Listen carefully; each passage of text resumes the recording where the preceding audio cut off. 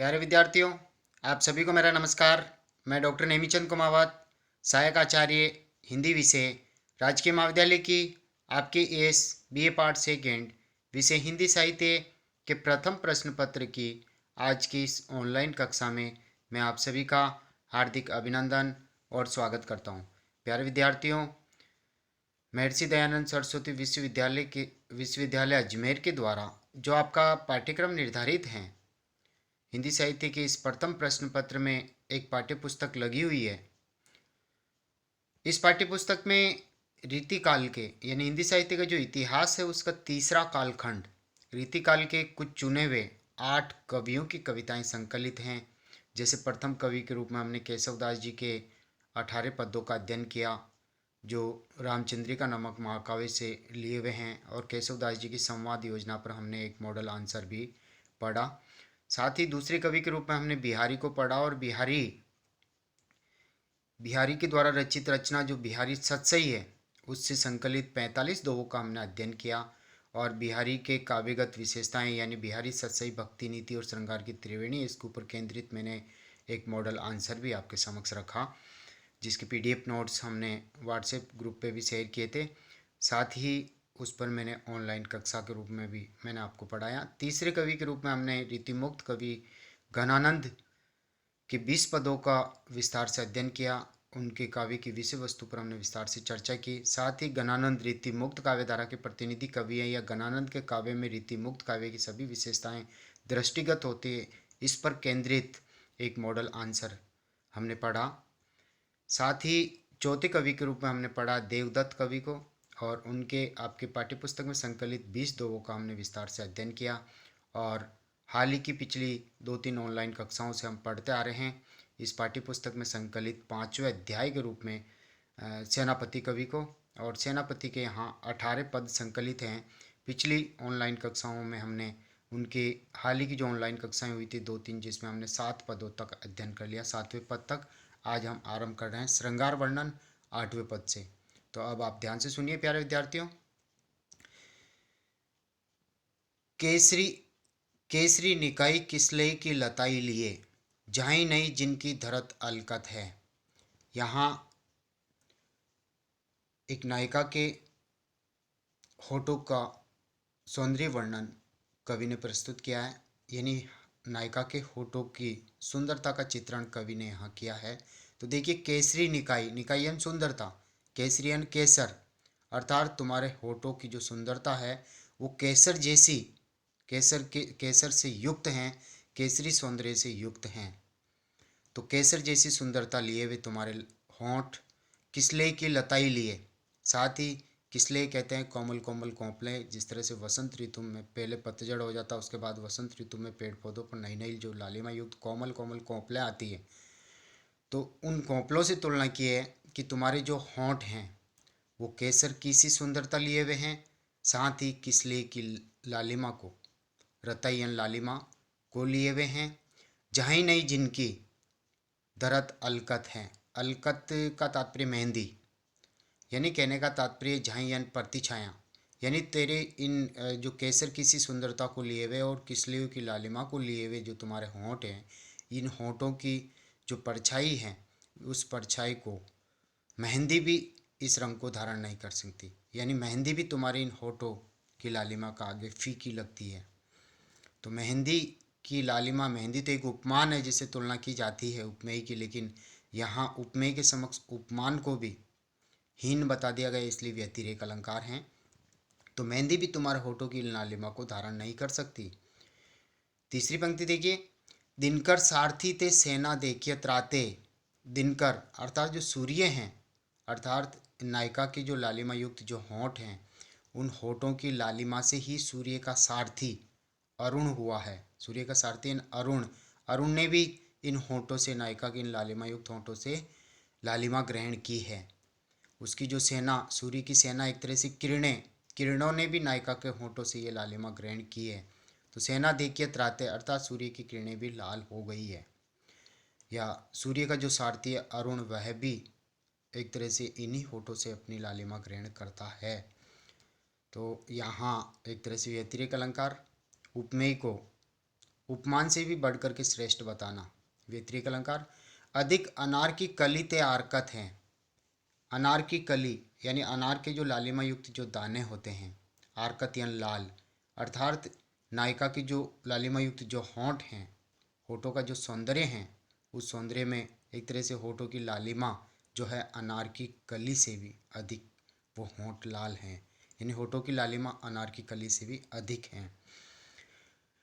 लाली की लसनी यानी इस तरह से नायिका के होठों पर जो सौंदर्य विद्यमान है, होठों की जो लालिमा विद्यमान है, उसकी कवि तुलना करते हुए आगे कह रहे हैं कि तहाँ हीरा की हसनी राजे, तहाँ यानी वहाँ, हीरा की हसनी यानी कहने का तात्पर्य हीरो की चमक जैसा नायिका के होठों पर सौंदर्य विद्यमान है।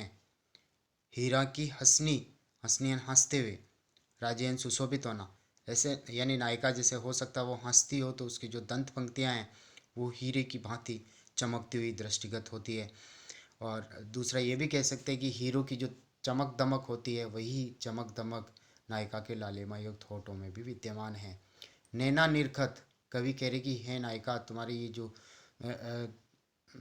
लालिमा युक्त जो होंठ हैं, इन होठों को देखने से या मैं जब देखता हूँ, हरकत अर्थात हर्षित हो जाता हूँ, प्रसन्न हो जाता हूँ। इतने सुंदर और लालिमा युक्त होठों को देखकर का हर कोई प्रसन्न हो सकता है।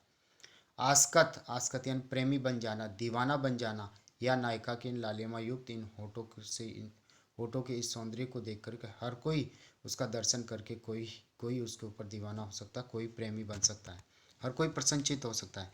यानी नायिका के लालिमा युक्त होंठ हर एक प्रेमी को प्रसन्नता प्रदान करते हैं। जीते नग लाल, नग लाल यानी कहने का तात्पर्य जो नगीने होते हैं, लाल रंग के नगीने, लाल रंग के रत्न, तो नायिका के इन लालिमा युक्त इन होठों की इन सुंदरता ने मानो हीरे जवाहरात या लाल रंग के जो नगीने हैं उनकी लालिमा को भी जीत लिया है। तो नग नगीने एक तरह से उपमान होते हैं, और या नायिका के जो होंठ हैं वो उपमेय हैं, तो फिर यहाँ पर भी व्यतिरेक अलंकार, उपमेय को उपमान से बढ़कर के बतलाना। तो जीते नग, नग लाल अर्थात लालिमा युक्त नगों की लालिमा को भी तुम्हारे होठों ने जीत लिया है। हरी लालई ठगत, हरी यानी हरण कर लिया, लालई यानी लाल रंग को भी, जितने लाल रंग इस प्रकृति में विद्यमान हैं उन सबको तुम्हारी इन लालिमा युक्त होठों ने ग्रहण कर लिया है। यानी दूसरा ये भी हो सकता है हरी लालई ठगत, यानी प्रकृति के जितने लालिमा युक्त जो तत्व हैं उन सब ने जो लालिमा ग्रहण की वो तेरे होठों से लिए। तेरे लाल लाल अधर रसाल झलकत हैं। और दूसरी ओर कवि ये कह रहे हैं कि तुम्हारे ये जो लालिमा युक्त होंठ हैं, इन होंठों को देखने से ऐसा लगता है कि मानो रसाल यानी आम, जिस तरह से आम से रस टपकता उसी तरह से तुम्हारे इन होठों पर जो सौंदर्य विद्यमान है, जो लालिमा युक्त होठों पर जो सुंदरता है, अति आकर्षक जो है, उसे ऐसे लगता है कि वो रसयुक्त लाल लाल अधर, लाल लाल होंठों से रसाल झलकत है। रसाल यानी रस की बूंदें जैसे धरती पर टपक रही हो। तो एक तरह से बहुत ही रोचक दृष्टि से कवि ने नायिका के अंग प्रत्यंगों में होंठों का वर्णन यहाँ पर बड़ी रसिकता के साथ कवि ने किया है। अब हम अगले पद की ओर बढ़ते हैं। इस पूरे पद में, आठवें पद में जो अभी हमने देखा, उपमेय तो है होंठ, और जो प्रकृति की जो उपादान हैं जो इन होंठों से प्रसिद्ध हैं, जैसे मेहंदी का नाम आया, हीरे रत्न जवाहरात का नाम आया, किसलय कोपले केसर, जैसे जितने भी पदार्थ आए, ये एक तरह से उपमान होते हैं। उपमानों के सामने ही उपमेय को यानी होंठों को बढ़ चढ़ करके बताया जाता है, तो वहाँ व्यतिरेक अलंकार होता है। अगली पंक्ति, अगला छंद है नौवा पद, और नौवे पद को हम देख रहे हैं, पढ़ रहे हैं। देखिए, जब ते कन्हई अब दे तो दिखाई, यहाँ कृष्ण कन्हई यानी कन्हैया, हे कृष्ण, एक गोपिका का यहाँ उपालंब है। वो गोपी कृष्ण से उपालंब देते हुए कहती है कि हे कृष्ण कन्हैया, आपने पहले मेरे से प्रेम किया है, और प्रेम करने के उपरांत आप मेरे से दूर चले गए, और आज इतने दिनों बाद ईद के चांद होने के उपरांत आज आज दिखाई दे रहे हो। क्या यही प्रेम की रीति सीखी तुमने, या प्रेम के बारे में केवल यही तुम जानते हो? तो तब ते कनाई अब दे तो दिखाई, अर्थात तब से लेकर के जब आपने मेरे से प्रेम किया था, मुझे अपनाया था, अपने मोह के जाल में मुझे फंसाया था, तब से लेकर के आज आप दिखाई दे रहे हो, इतने दिनों बाद दर्शन दे रहे हो।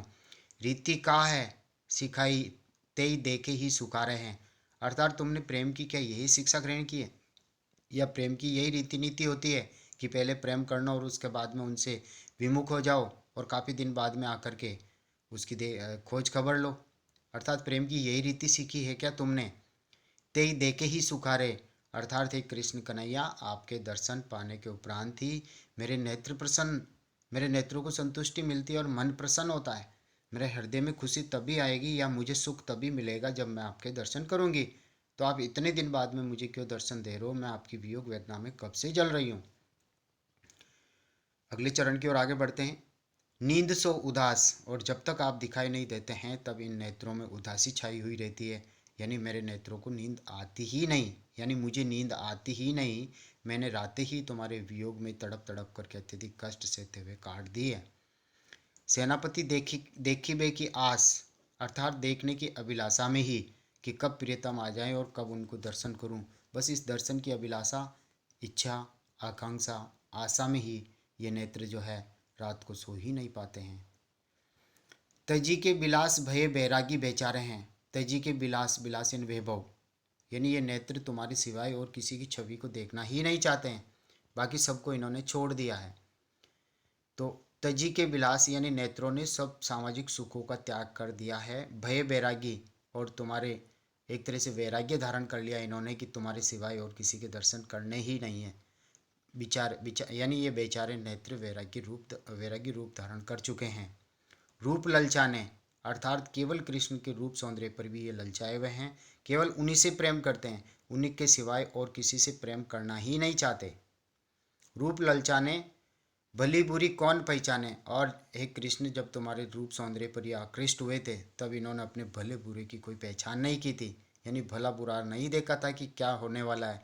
और तुम प्रेम करके इतनी दूर चले गए और तब से लेकर के आज दर्शन दे रहे हो। कितना समय हो गया आपने मुझसे प्रेम करते हुए और आज आप दर्शन दे रहे हो, आज मिल रहे हो इन नेत्रों को, आज सुख पहुंचा रहे हो।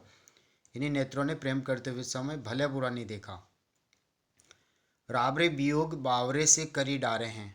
रावरे वियोग, अर्थात रावरेन आपके वियोग यानी वियोग में आपसे बिछुड़ने के कारण हे कृष्ण कन्हैया, आपने मुझसे प्रेम किया है, मैंने आपसे प्रेम किया और आपसे बिछुड़ने के उपरांत मेरे ये नेत्र जो हैं आपके वियोग में बावले होकर के जी रहे हैं। बावरे से करी डारे हैं, अर्थात कहने का तात्पर्य बावरे से यानी बावले होकर के, करी डारे हैं यानी डरे हुए हैं, पागल से हो गए हैं कि कब प्रिय के दर्शन होंगे, यानी आपके वियोग में बावले बने हुए हैं। लाल प्राण प्यारे सीख दे दे सब हारे नैन, अर्थात हे प्यारे कृष्ण, हे प्राणों के आधार, हे कृष्ण, इन नेत्रों को समझा समझा करके मैं भी हार चुकी हूँ और सब हार चुके हैं। बस ये तुम्हारे सिवाय और किसी के दर्शन करना ही नहीं चाहते हैं। तो लाल प्यारे सीख दे दे सब हारे, नैन तेरे मतवारे, अर्थात आपके मतवाले हो गए हैं। बस केवल आप ही के रूप सौंदर्य के दर्शन करना चाहते हैं, आप ही का ये अनुसरण करते हैं। तो तेरे मतवारे, अर्थात आपका अनुसरण करते हुए आप ही के रूप सौंदर्य का पान करना चाहते हैं, आप ही के दर्शन करना चाहते हैं। तेने मेरे मतवारे, इसलिए ये मेरे मन के अनुसार नहीं चलते हैं, मेरी बातें ये नेत्र नहीं मानते हैं।